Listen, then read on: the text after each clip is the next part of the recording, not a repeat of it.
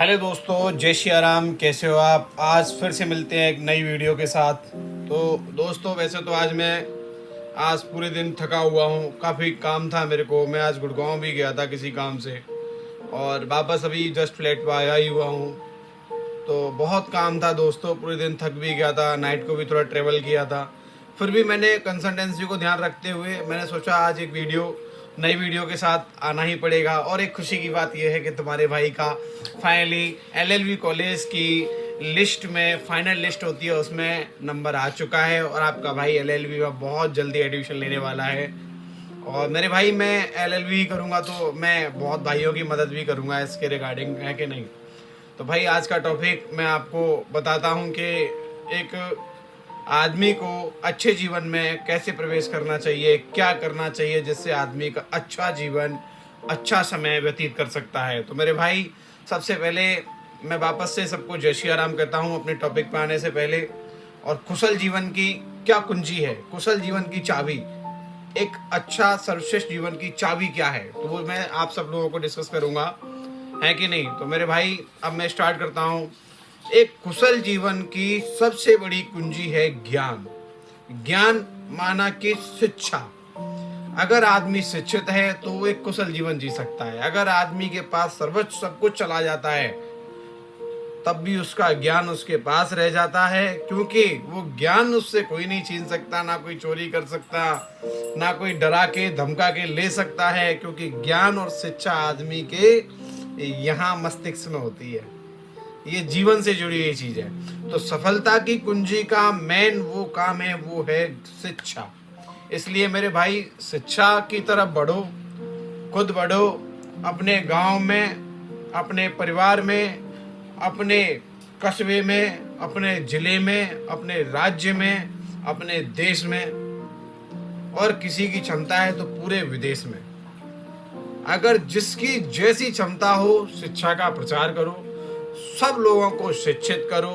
महिला शिक्षा पे बहुत ज़्यादा ध्यान दो, क्योंकि महिला अगर शिक्षित होगी तो आने वाली पीढ़ी हमारी उस चीज़ का बहुत ज़्यादा लाभप्रद होगी। लाभप्रद कैसे रहेगी? अब ये बताओ, एक अशिक्षित महिला है और एक शिक्षित महिला है। मैं शिक्षा का मतलब नौकरी और रोजगार से नहीं कर रहा। मैं शिक्षा का मतलब जोड़ रहा हूं कि शिक्षित आदमी सफल कैसे हो सकता है। क्योंकि शिक्षित आदमी होगा वो सफल तो होना ही है, ये तो पक्का है।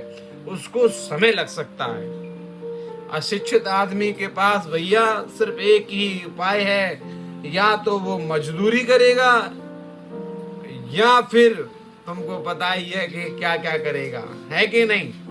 बस यही है कि शिक्षा सबसे बड़ा मूल मंत्र है हर चीज का।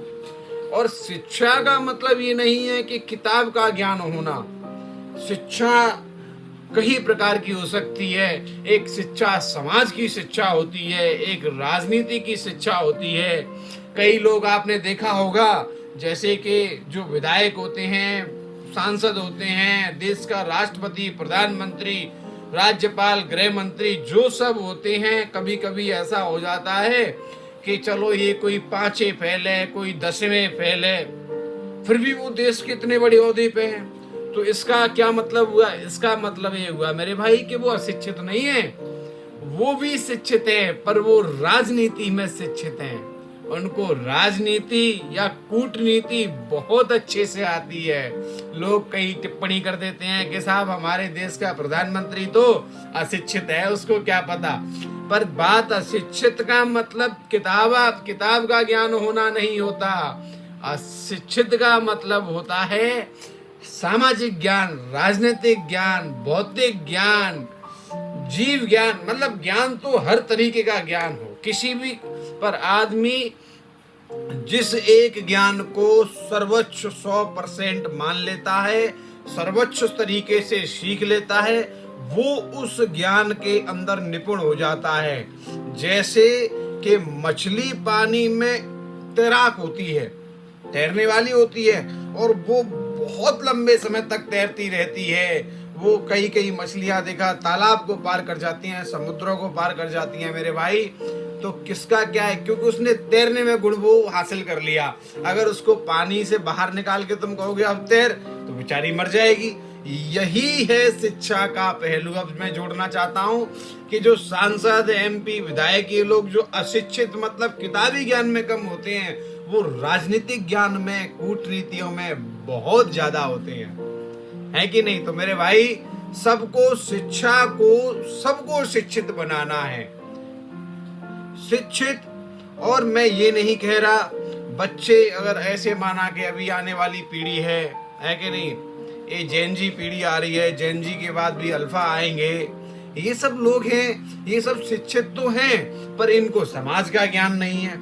अब इनको पता ही नहीं है कब क्या करना है, कैसे करना है। तो इन सब को ये समझाना, ये सब हमारी जिम्मेदारी, हमारी रेस्पॉन्सिबिलिटी। मतलब हम जो, हमारी पीढ़ी है या हमसे बड़ी पीढ़ी है और हमारे माँ बाप वाली पीढ़ी, हमारे दादा दादी वाली पीढ़ी है, उन सबकी ये जिम्मेदारी बनती है कि आने वाली पीढ़ियों को सामाजिक ज्ञान से भी जोड़ा जाए। तो मैं सरकार से और देश का प्रत्येक कंट्री के हर एक देश से मैं यही निवेदन करूंगा कि एक समाज शास्त्र के नाम से भी बुक चलाई जाए, ताकि बच्चों को सामाजिक ज्ञान भी होना जरूरी है। आजकल के बच्चे फैशन में फटे जा रहे हैं और आता जाता कुछ नहीं है, किताब का ज्ञान है, समाज का कोई ज्ञान नहीं है कि बड़ों की कैसे इज्जत करते हैं, अपने से बड़ों से कैसे बात करते हैं। आपने देखा होगा कहीं पैसों के रौब में और छोटे छोटे से बालक और भैया कम से कम 50-50 साल के आदमी से तू तड़ाक करके बात करते हैं, है कि नहीं? तो ये क्या है? ये सामाजिक ज्ञान उनको नहीं है।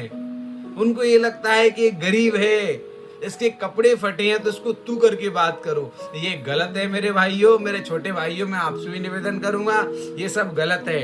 आप सबसे बहुत अच्छे से, प्यार से बात करो, रेस्पेक्ट से बात करो, ताकि आपकी एक अलग से छवि बन जाए।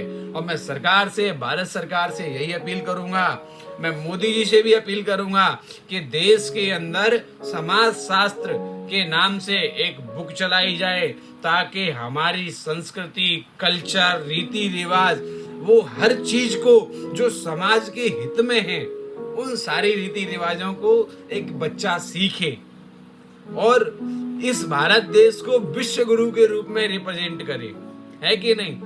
तो मेरे भाई, आज की वीडियो वैसे मैं बहुत ज्यादा थक गया था, पर फिर भी मैंने सोचा कि एक निरंतरता, नियमितता जो रोजाना की बनी हुई है, जो मैंने ये चीज ठान ली है कि मेरे को एक वीडियो, कम से कम एक वीडियो मेरे को रोजाना डालनी है। इस बेस पे मैं आज आप लोगों के लिए सिर्फ वीडियो बनाने आया था। भाइयों, आज मेरे को क्षमा करना, आज मेरी बस की नहीं है।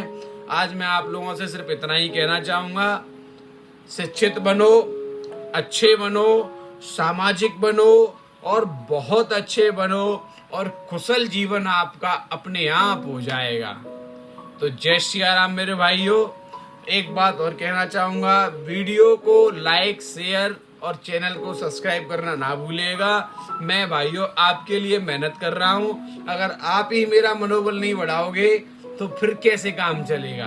तो मेरे भाई, जो मेरा भाई इस वीडियो को देखता है, मैं उस सब भाई से रिक्वेस्ट करूंगा, कृपया करके इस वीडियो को लाइक करो, अपने दोस्तों में शेयर करो, अपने छोटे बहन भाइयों को दिखाओ, जेन जी पीढ़ी को दिखाओ कि भैया ये सामाजिक रीति रिवाज क्या होते हैं, सामाजिक प्रथाएं हैं, कहीं तो कुप्रथाएं हैं, कई प्रथा भी हैं। इन सब के बारे में डिटेल में हम कल बात करेंगे। आज मैं अपनी वाणी को यहीं विराम देता हूँ। जय श्री राम मेरे भाइयों, जय हनुमान।